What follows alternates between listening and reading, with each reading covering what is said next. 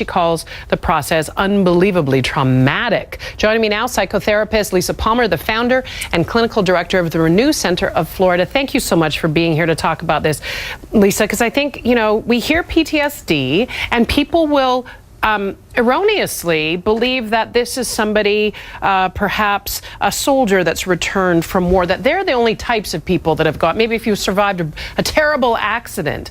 But sometimes in a domestic abuse situation, people are equally traumatized. Talk about that a little bit.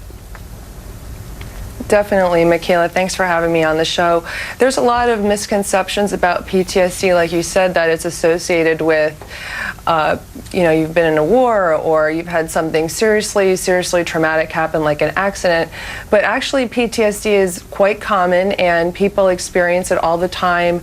Divorce, a loss of a job, grief and loss, injuries, all can result in PTSD.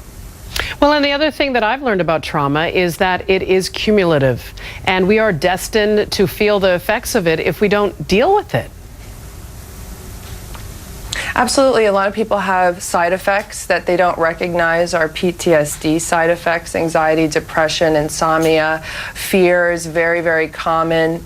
A lot of people are definitely suffering with PTSD, and they're just really treating the symptoms of the PTSD without actually getting to the core root of the issues, which is really you have to re-imprint the memories, which are processed very differently when you have a trauma than during regular time. So a lot of people get actually stuck and frozen in their traumas, in that fight, flight, or freeze response, and so they're reacting out of that place even though time has moved on.